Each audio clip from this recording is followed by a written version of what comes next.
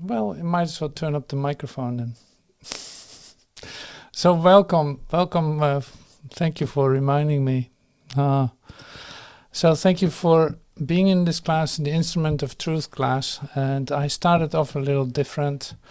I was playing a song inspired by the noises, the sounds, the field recording that you hear of a friend from Japan, Sekai Ken, and he makes beautiful sound recordings. And yeah, I made this as an Epiphany at the library. So you hear background noises of the library in Tokyo, and Epiphany because of what happened to me when I listened to it. So this is what I shared, and so it all came together to present it this way. So that's always so beautiful with the Instrument of Truth. It's like this is how that works. Oh, this, yeah, we have another visitor. Great. So the Instrument of Truth class is a class in which we do 1 week like spiritual scripture, the other week the artistic expression of a theme that is running through our field, so to speak. And this time we end up in the place of symbols, and that's why I played this song too, because it is connected to the symbol satori, like the Japanese word satori. It had a great symbol too. You saw that in the screen. The language is all symbol, and of course every language is symbols, but these are more like abstract, at least to me. I don't read Japanese, but I like the signs anyway. So that's a little bit of how this came about. But since I was with my mind in in the Zen tradition for just a moment, I'd love to share something from the 6th century to you. And it's like 6th century, you say like, well, that's a long time ago. Yeah, but say truth is true and nothing else is true. So it really doesn't matter how old it appears to be. So that's why I love to read it to you too. I will mention his name, I forgot. But it's great. So then there's another visitor. I call them visitors. Like they just pop in my mind. Like, oh yeah, this is great to read too. I'd love to share that with you. And I'll do that later. I'll tell a little bit more about it later. But first of all, like we relax into this. I hope the music helps you to come into a new space altogether for yourself in terms of relaxation. Oh yeah, let's why not? Let us be lifted up by the voices, by the whole spirit of it, by the light, the lucidity of the music. Don't ask me how it comes about. It is pure like falling into place. So it doesn't take long. Mostly the songs that I make are done like in 2 hours or so. That's pretty amazing. Apparently, I don't know, but so like I said, I want to read something from the Zen tradition. Not that we're all going to be turned into the Zen Buddhist, no, but it's great to read about truth, and what is being shared here, you'll recognize it. It is so close to yourself, you have no idea. So it's lovely to read.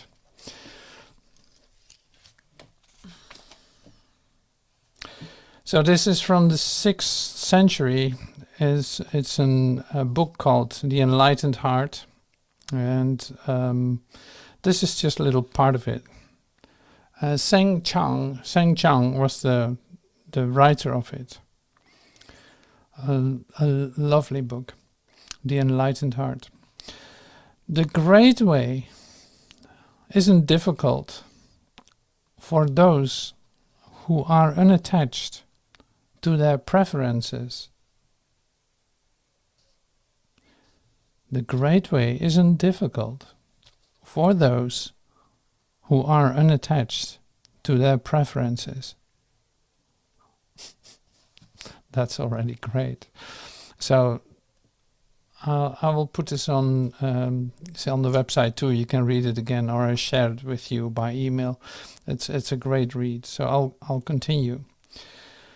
You recognize this. So let go of longing and aversion,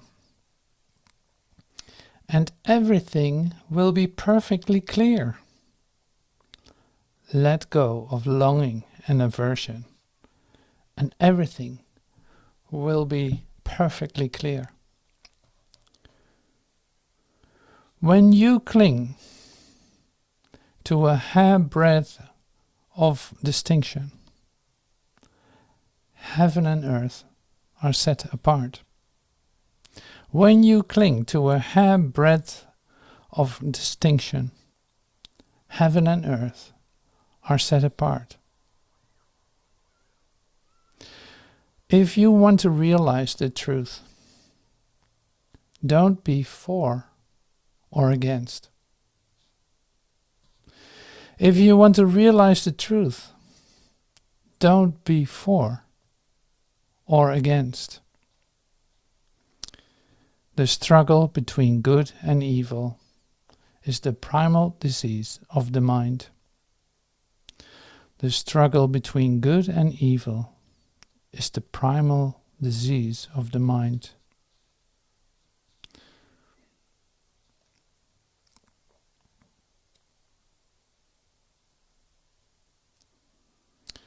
Not grasping the deeper meaning, you just trouble your mind's serenity. As vast as infinite space, it is perfect and lacks nothing.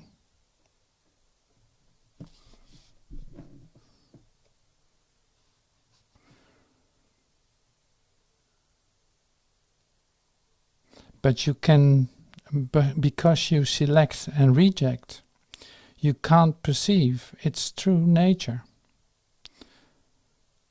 Don't get entangled in the world. Don't lose yourself in nothingness. Be at peace in the oneness of things, and all errors disappear by themselves.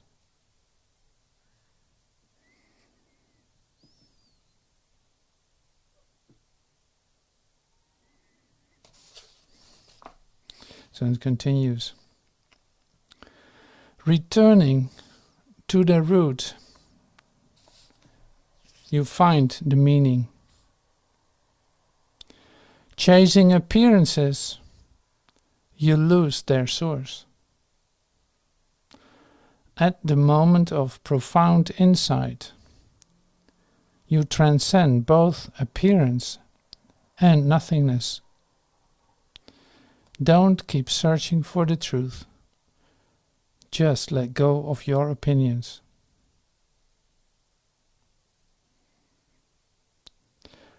For the mind in harmony with the Tao, all selfishness disappears. With not even a trace of self-doubt, you can trust the universe completely. All at once you are free, with nothing left to hold on to.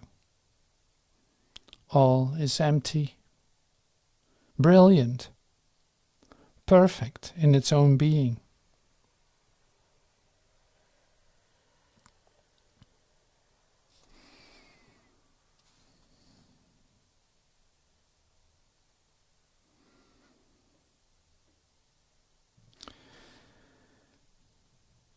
In this not two, nothing is separate, and nothing in the world is excluded.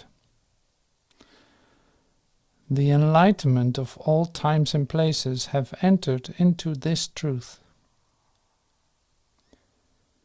Not two, nothing is separate. In this not two, nothing is separate, and nothing in the world is excluded.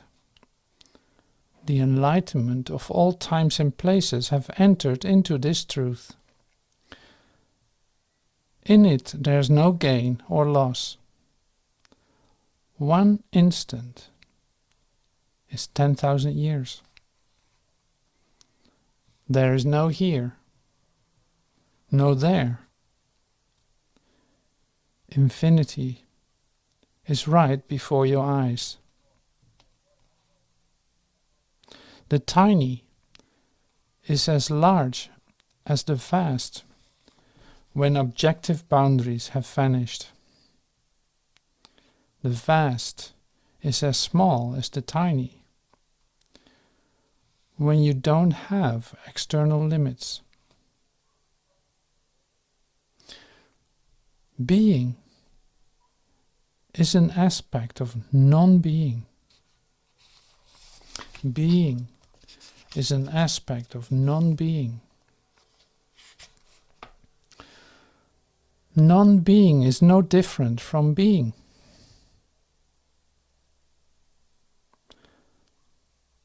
Until you understand this truth, you won't see anything clearly. Okay, so a little more. One is all are one. When you realize this, what reason for holiness or wisdom? The mind of absolute trust is beyond all thought, all striving, is perfectly at peace. For in it there is no yesterday, no today, no tomorrow.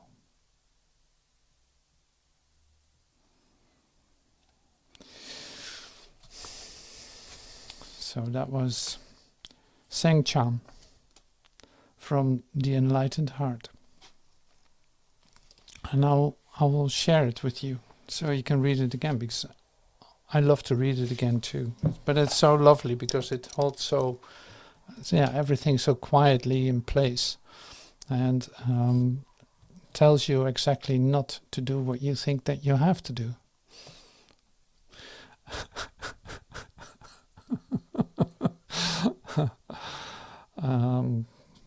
That's very symbolic too. It's like, it's so symbolic. What sign would you use for that? First a question mark maybe, and then an expression mark, or who knows. All right, so I promised to bring in another mystic, and it's a little bit less old, but still very old. Old in the sense of one day old, so might be 10,000 years. Now this is from 10th century. So we're going from Japan to Greece. There's a Greek called Symeon. The new theologian, 10th century. He was an abbot, and a monk from the abbot. He taught experience, Christ experience. So listen to this, it's pretty amazing. And this is so related to body, so that's why I really love it too. So we awaken in Christ's body as Christ awakens our bodies. And my poor hand is Christ. He enters my foot and is infinitely me. I move my hand, and wonderfully my hand becomes Christ. All of him. For God is indivisibly whole, seamless in his godhood. I move my foot, and at once he appears like a flash of lightning. Do my words seem blasphemous? Then open your heart to him and let yourself receive the one who is opening to you so deeply. For if we genuinely love him, we wake up inside Christ's body. If we can really love him, we wake up inside Christ's body, where all our body, all over, every most hidden part of it, is realized in joy as him, as he makes us utterly real, and everything that is heard, everything that seemed to us dark, harsh, shameful, maimed, ugly, irreparable damage, is in him transformed and recognized as whole, as lovely and radiant. In his light we awaken as the beloved in every last part of our body.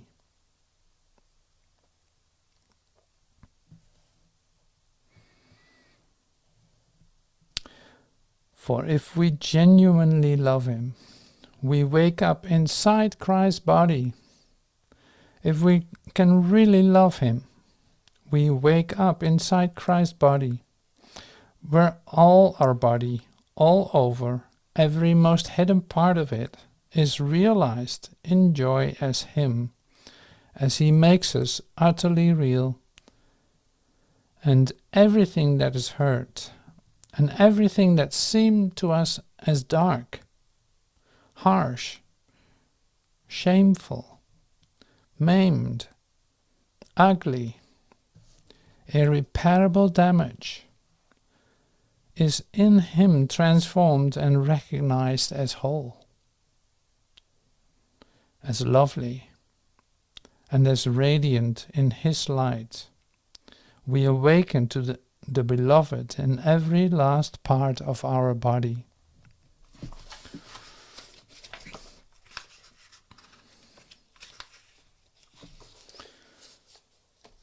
So this was our Greek mystic talking to us. So it's like you say, like, I love God with all of my heart, or I love Christ with all of my heart, but you can also say, I love him with all of my liver, or all of my hands, all of my feet. Like that will be the same idea. Like it's all over, everything is included, it's all loving. You come to the point where it's all loving. So these readings that I wanted to give to you, to me is very inspiring. I'm going to read it again too, and see how that works through, because I love to see, to read sometimes from a different, say, you could say like a different background. It is not really true. It's like you recognize the truth more than anything. And that is all one voice, right? So it doesn't matter if that's then Zen or if it is this or that. It's just a different language maybe, but even that is not that different. So I love to recognize the truth in the reading, just as I love to hear the truth in your words, in what you share, and recognize that as truth, you know, as like, yeah, it's totally part of me. It is completely included, and it is loved, you know, above all, it's loved. So that's the same in this class, because we share some, say, yeah, creations or little things we made.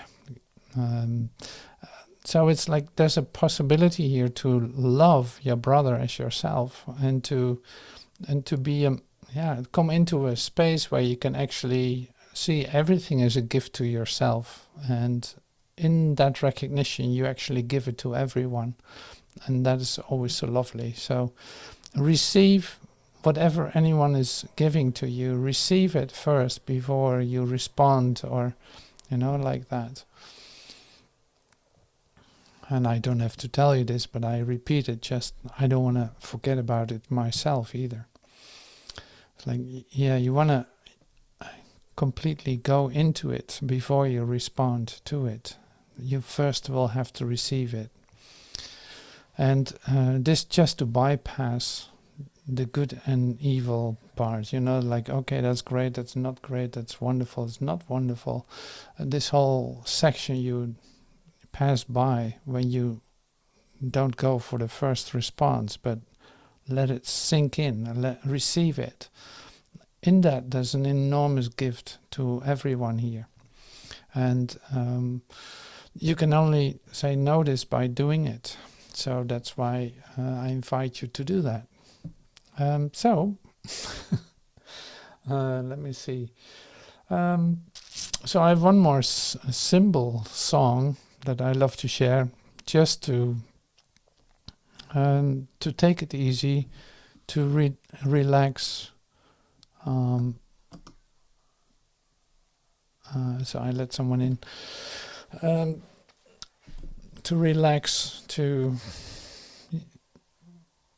whatever that can be for you, and it's like that too. So let me look for a song. So one of my Japanese friend, background noise.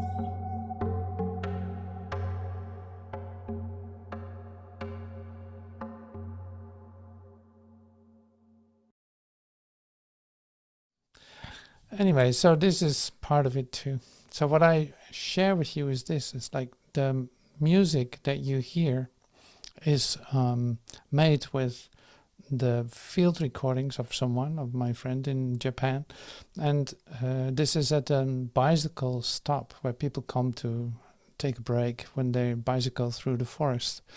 And that's not important in that sense. It is just, to me, it gives a very spacious feeling and a very, say, almost like tropical surrounding context.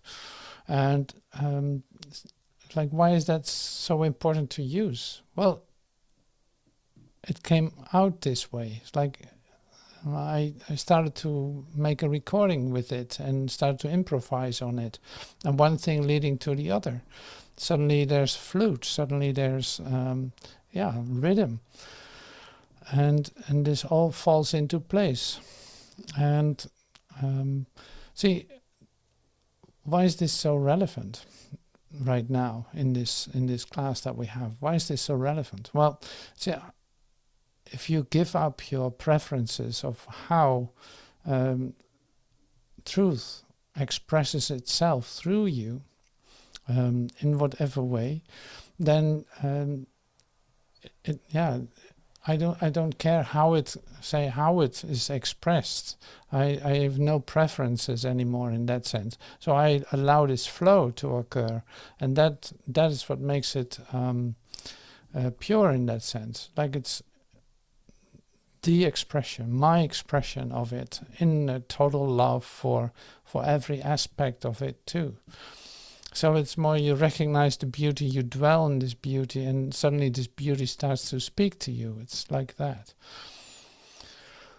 And it is only listening. Like, even composing music to me is listening. It's listening. You know what is right, so to speak. You know what is right. And it falls into place. It manifests itself. So it's a subtle process, but it is, in this sphere of loving and extending, there's an automatic flow of something that can even, of course, totally be stillness and all that too. But it can also be that you see that you express something in your way, like with music, with art, with writing. And it doesn't matter how it is being expressed, but to you it has a total value of the fact that it is given you. That you are part of this oneness, you're part of that, and it expresses itself through that. So in fact you can see everything like that. If you sit, for instance, in a marketplace, seeing somebody sell apples with all the love in the universe, selling his apples to whoever wants to have them, you can see that same phenomena, so to speak, or you recognize the truth of giving, the extension of that. So that inspired me to share this with you. And so now we continue in class with sharing to one another. So I'm going to turn this recording.